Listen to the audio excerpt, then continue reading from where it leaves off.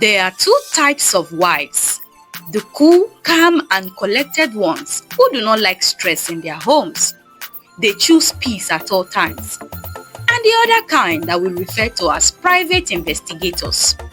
They are detectives. They could detect if another woman is standing 4 meters around their husbands. They follow their husbands bumper to bumper, stalking them, checking their phones left, right, center. Ebun was the latter. Many years ago in the city of Abeokuta, there lived a beautiful girl named Ebun.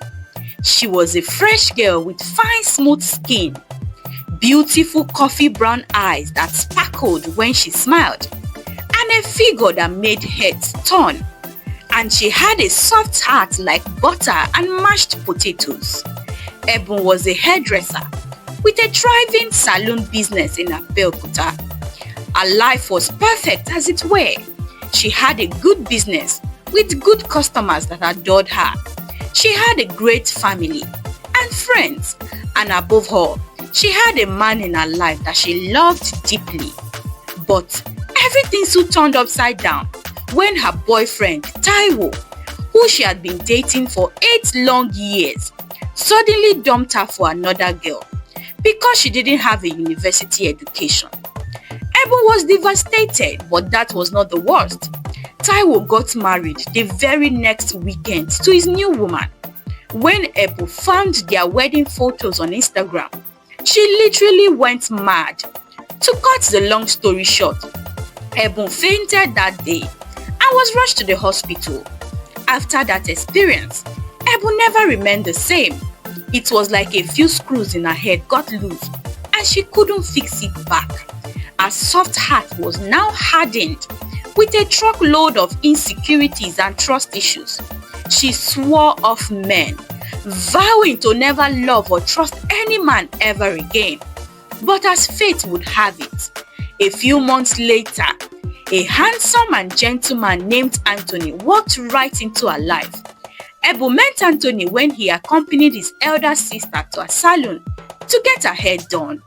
When Anthony saw Ebun and how skillful she was at her craft, he was intrigued. Ebun was not like the other local hairdressers he knew. She was different, as if she had a special PhD in hairdressing. She was neat and well put together and very polite.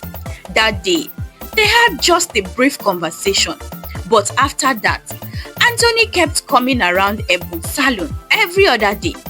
At first, Ebun didn't want anything to do with him because of the heartbreak she had experienced. But Anthony was not the type of man to give up easily on what he wants. He was different from the other men that Ebun had been with. He was gentle, soft-spoken. He brought peace and stability into Ebun's chaotic world. He sweetly stated his intentions to marry her, and shortly afterwards they started dating. During their courtship, Ebun never revealed the jealous and insecure part of her to Anthony. She was the perfect girlfriend Anthony could have ever asked for.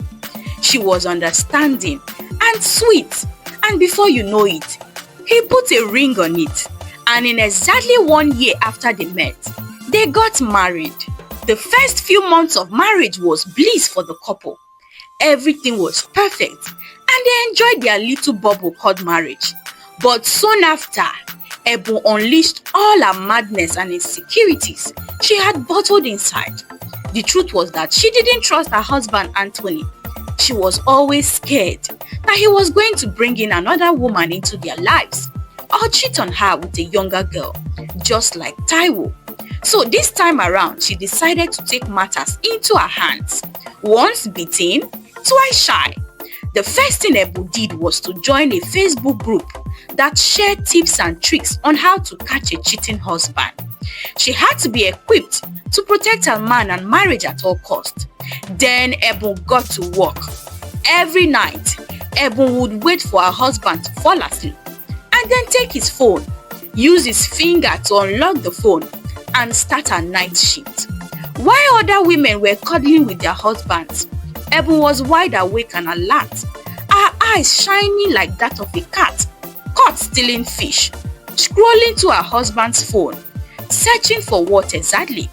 Ebun would search her husband's WhatsApp, Facebook, messages, and even LinkedIn to see if another woman was trying to steal her man. And every time, she wouldn't find anything out of the ordinary, but she still wasn't convinced that her husband was faithful. She couldn't help her insecurities. Every time Anthony got back from work, Ebun would run to him and hug him sweetly. But it wasn't to welcome her husband. It was to sniff his shirt to see if he had been with another woman. And as soon as Anthony takes off his shirt, she would scan every inch of the shirt and trouser to check for lipstick or eyeshadow stain or anything that belonged to another woman. One day, as Ebun was scrolling through the special group on how to catch a cheating husband, she stumbled on a post that said some cheating married men always had a second phone hidden in their cars where they chat and call their mistresses. So these men keep a second phone in their cars? That can be my Anthony. I will sniff him out if he tries it. Ebun muttered, "My husband is a good man. He cannot do something like that." She tried to tell herself, but her insecurities wouldn't let her see road. It wouldn't let her breathe and enjoy her marriage.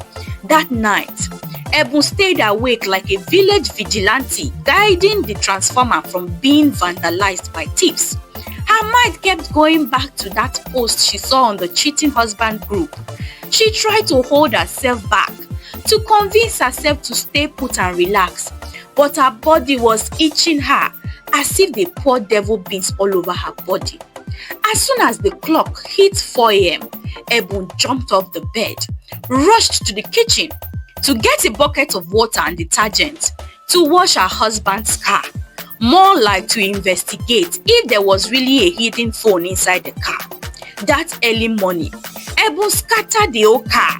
She searched everywhere, shifted the car seats. She even opened the bonnet to check.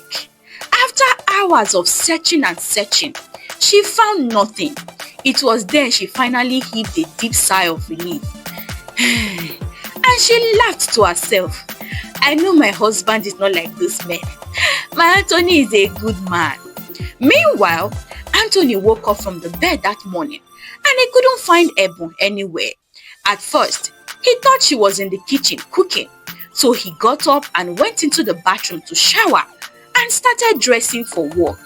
He came out of their master's bedroom to the living room and still couldn't find Ebun. He went to the kitchen, but Ebun was not there. The dining table was empty. Ebun hadn't prepared breakfast. How could she, when she was busy looking for what was not looking for her? Without thinking much, Anthony picked his briefcase and some files and went outside to go to work. But the sight he saw had him in surprise.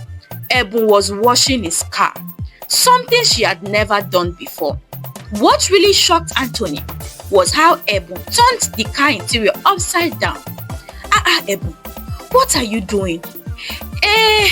My husband, the thing is, I forgot my earring inside the car last Sunday. That's my 14-karat gold earring you gifted me. Yes, so I came to look for it and Anna said, let me just help you wash the car. Ebun, you should have told me now to help you look for it. See how you scattered my car and I'm almost late for work. Babe, you can use my car. Let me help you clean this one very well today, Anthony was speechless, but he didn't think much to it. He went to work with Ebun's car. And as Anthony drove off, Ebun waved him with a bright smile of accomplishment on her face. One day, two of Ebun's best customers, Mama Choma and her friend Auntie Mesoma, came to the salon to get their hair done. As Ebun was braiding their hair, Mama Choma began, Hey, my friend, did you hear the news about Brother Bode in the ushering department that got his co-worker pregnant? My sister, the matter shocked me. I was shocked when I heard the news. If you see the brother, he's very gentle and calm. You will never believe he could hurt a fly. Green snake under the green grass, Auntie Mesoma added. Ebun widened her ears like antenna, to collect all the salon gist. And today's gist was about cheating husbands, so her interest was very piqued. My sister, fear men. I heard him and the girl had been dating for years now. Every break time, they would both go to a hotel to enjoy themselves. I heard the girl has done 4 abortions for him, and it was this last one that she refused and opened her mouth to talk. Mama Choma said, my sister, it is only God that can save us from men. No. You would think your husband is faithful, but you won't know what he is doing behind your back. Auntie Metoma said, that day, Ebun's ears were filled with hot, spicy gist. But instead of her to enjoy the gist and move on, it triggered something inside her. It triggered her insecurities. Ebu went home that day angry and sad. At who exactly? At everything. She couldn't stop thinking about Mama Choma's gist. What if Anthony had a work girlfriend too? What if another woman gets pregnant for him before her? She had been trying to get pregnant for months now, and nothing was working. All through the whole evening, Ebu kept to herself. She didn't even welcome Anthony cheerfully like she used to. She just served him food and went straight to bed. When Anthony asked what the problem was, she said nothing, that she was fine. You would think Ebu would go to bed and sleep off her sadness, right? But no, she couldn't sleep. She still had to do her night shift. That night, she took her husband's phone and went straight to his WhatsApp. She deleted any unfamiliar female number and blocked them.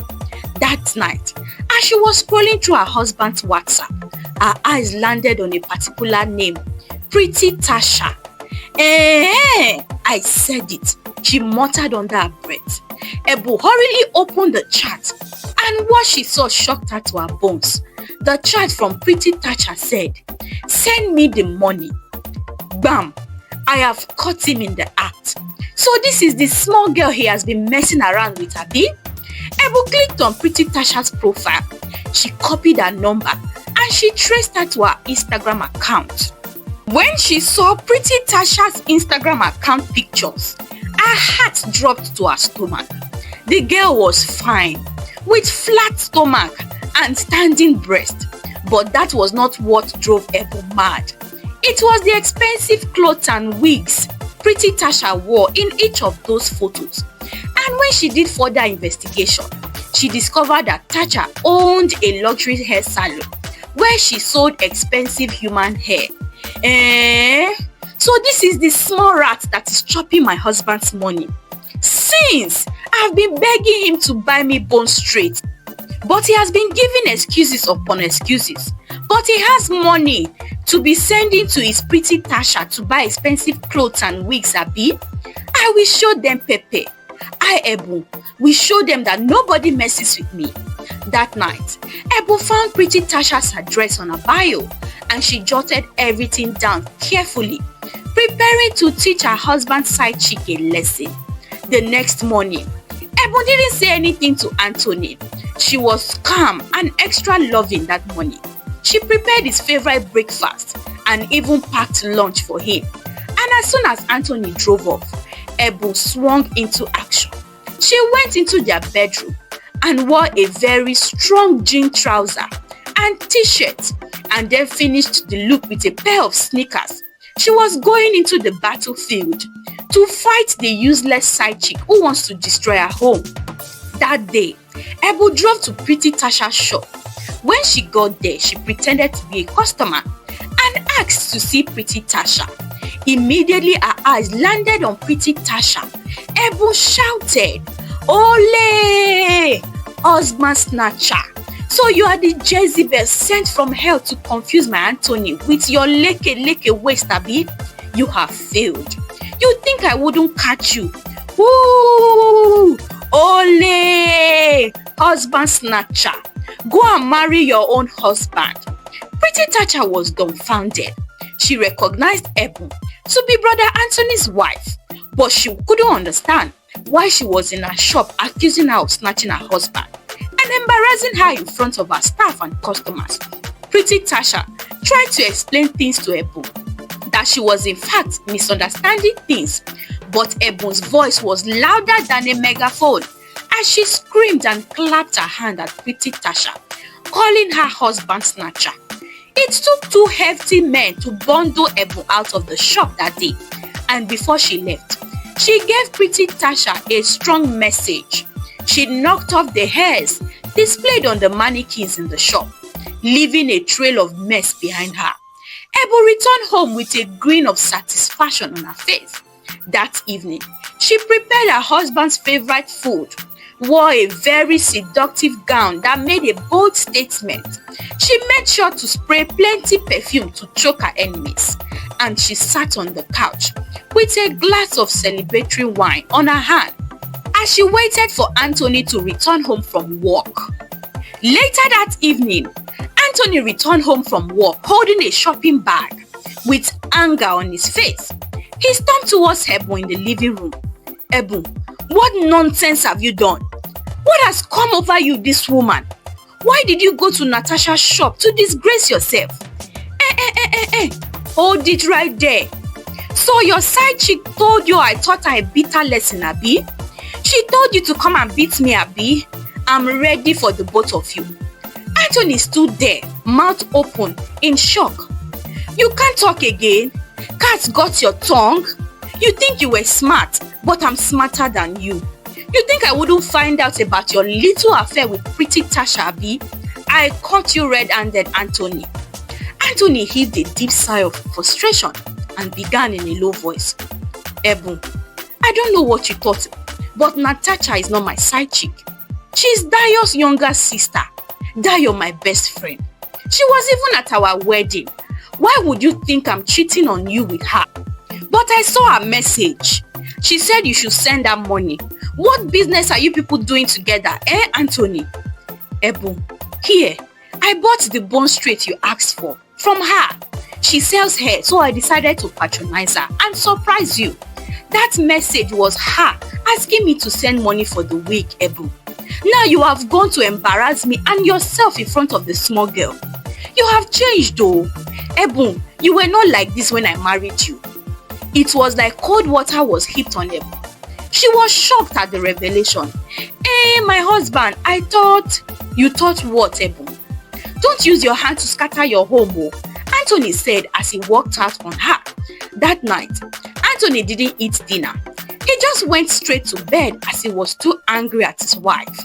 For the next couple of days, Ebun was calm and quiet like a scolded child. She begged her husband, promising to never repeat such acts again, and Anthony forgave her. But can a leopard ever change its spot?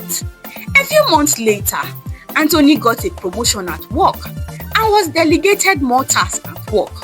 He started going to work earlier than usual and returned a bit later than before. He spent long hours on calls and Zoom meetings, spent more time on his cell phone, and even went to work on some weekends because he claimed that he was made a supervisor of some big projects in his company. Ebun was happy that her husband got promoted, but Anthony was always preoccupied with something. She couldn't help the thought that Anthony was seeing another woman at work, so she resumed her detective work. And one night, she discovered a particular chat on her husband's WhatsApp. Mrs. Robinson. She found out that her husband was always calling the strange woman, and there were barely any texts between the two, just calls. Ebun clicked on the profile picture, and Mrs. Robinson was a beautiful and classy woman in her late 40s. Ebun's heart sank. Could there be anything going on between Anthony and Mrs. Robinson? Is this woman trying to snatch a man with her looks and wealth? Ebun thought.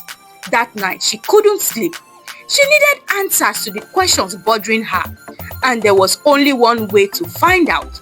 The next morning, as soon as Anthony drove out from their compound to go to work, Ebun drove right after him, following him all the way to work, and she parked outside his office at some distance, observing, investigating to see who was trying to snatch her husband. Ebun waited in the car wearing only her pajamas all day, forgetting about everything including her own business. By the close of work, she couldn't find anything suspicious. Her husband never left the office. Ebu quickly rushed home to prepare dinner and freshen up before Anthony would return home and noticed that she was stalking him all day. You would think Ebu would relax now that she couldn't find anything suspicious about her husband's activities at work. But no, the very next day, she got up early, prepared breakfast, and dressed up as if she was going to work early, and she followed her husband to his office. This became a daily routine for Ebu. She abandoned her business and everything just to stalk her husband. When she told her close friend Sade about it, Sade was scared for her. Ebu, you are taking this matter too far. Oh. You mean you follow your husband everywhere just to see if he has a side chick? Ebu, this is wrong. This isn't healthy. You need to see a therapist, Sade advised. But Ebu brushed her advice off. I know what I'm doing, she said confidently. Ebu, don't go and spoil things in your marriage because of this your insecurities. Oh. But Ebu never listened. One day, Ebu traced her husband to a restaurant on a Saturday afternoon, where she found him talking and smiling with a strange woman. I said it. What is a married man doing at a restaurant with another woman when he should be with his wife at home? She muttered with anger as she gripped the steering wheel. Ebu got down from the car, disguising herself, and she went into the restaurant and sat some distance away from her husband and his mistress, allegedly. She couldn't help the anger she felt, seeing Anthony smiling sweetly at the woman. It was the kind of smile he smiled towards her. Now he was freely sharing it with someone else. Ebu took a closer look, and behold, it was Mrs. Robinson, and that confirmed her suspicions. Mrs. Robinson was trying to seduce and snatch a man. Without thinking, Ebu asked the waiter for a bucket of ice filled with water, and she stomped towards where her husband and his alleged mistress were sitting and dumped the cold freezing water on Mrs. Robinson's head. Without notice, drenching her hair, dress, and the important files placed on the table in front of her. Before Anthony and Mrs. Robinson could react, Ebu started yelling on top of her voice like a village town crier. Husband snatcher, old cargo, stay away from my man. Leave my husband from me, oh old cargo. Go and find your own man. Anthony was frozen in shock and embarrassment. Ebu, what have you done? Ebu, you have finished me. Do you know who she is? Yes, oh, I know who she is. I know she is your side chick that you have been calling for months now. You think I will not catch you? I have caught you right in the act, she said as she clapped her hands dramatically like a market woman.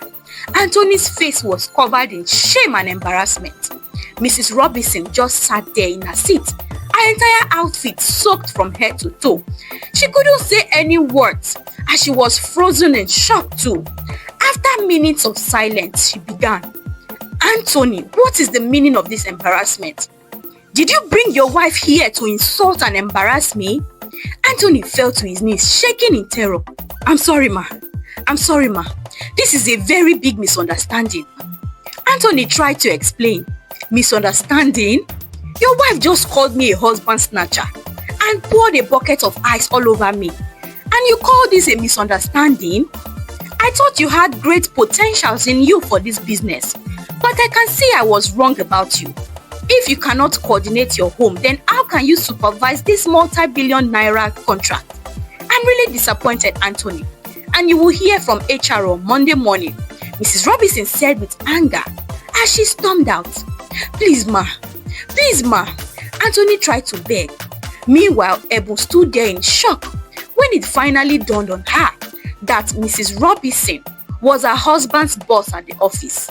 That day, Anthony just stared at his wife with tears streaming down his face for minutes without a single word. Then he stormed out of the restaurant. Ebu didn't know what to do.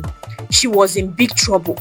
She shamefully dragged herself out of the restaurant where everybody had witnessed what she had done and entered her car and went home. By the time she got to the house, Anthony was sitting on the floor crying bitterly. "Ebun, I regret the day I married you. I should have seen the signs that you were sick in the head. That woman you just embarrassed is the director of our company. Her husband is the CEO. Ebun, I told you I was given a project worth billions to supervise, and I had to report directly to her on the progress we have made on the project. Ebun, I explained everything to you, but you decided to ruin my life and career. I have had enough. Please go back to your father's house." Ebun fell on her knees, begging with her crocodile tears, but Anthony wasn't having it. She went into their bedroom, packed her clothes into her luggage, and took the luggage to his car, and he bundled Ebun into the car, straight to her father's house. When Anthony got to his in-laws' house, he told them all Ebun had done. "Mama, I'm tired of this marriage. My family will come and collect the bride price we paid. Please forgive me, but I can no longer continue with this marriage." Ebun's parents tried to settle things, but Anthony refused. He was too angry to hear things. He respectfully greeted them and stormed out. It was then Ebun realized that it was over for her. She had ruined her marriage and her husband's career, and she had only herself to blame for it. Ebun tried to reach Anthony to beg for forgiveness, but he didn't pick her calls. She went to their house, but each time the gateman wouldn't let her in. Anthony got suspended from work for 2 months for the chaos his wife caused. Mrs. Robinson took pity on him and decided to just suspend him instead of permanently relieving him of his duty in the office. Anthony was a great staff with a clean record, and he had been a dedicated staff for many years. Ebun went into therapy to get help for her insecurities issue and eventually found that she was pregnant. After 3 months of separation, Ebun's parents and Anthony's parents decided to step in and settle the couple. Since a child was already on the way, their both parents pleaded with Anthony to forgive his wife, and he forgave his wife. He loved Ebun so much, and his life had been miserable without her in the house. When their parents left, Ebun told Anthony she was pregnant, and she told him she had been in therapy for weeks, getting all the help she needed. She vowed to never act like that ever again in their marriage. Anthony told her that he was only suspended at work after the incident at the restaurant, and the couple held each other with joy in their hearts. They had been through a lot, but they were grateful to have found their way back to each other as they looked forward to their future together. Thank you for watching. Hi lovelies, what do you think of this story? If you were Anthony, would you forgive your wife? How would you have handled the situation differently? The moral of this story is that we shouldn't project our insecurities onto our partners. We have been hurt, yes. We have been heartbroken and betrayed before, yes. But that doesn't mean we should turn our partners into punching bag and recipients of all our hurts and traumas and insecurities. Get help if you need to. Heal if you need to before you start a new relationship. We all deserve to be loved and respected in our relationship. What moral have you learned from this story? Let me know in the comment section below. If you are still watching this video up to this point, please give this video a thumbs up. Subscribe to our channel if you haven't done so by now. Turn on the bell icon to get notification on our latest releases. And until I bring another juicy and interesting story your way again, bye for now.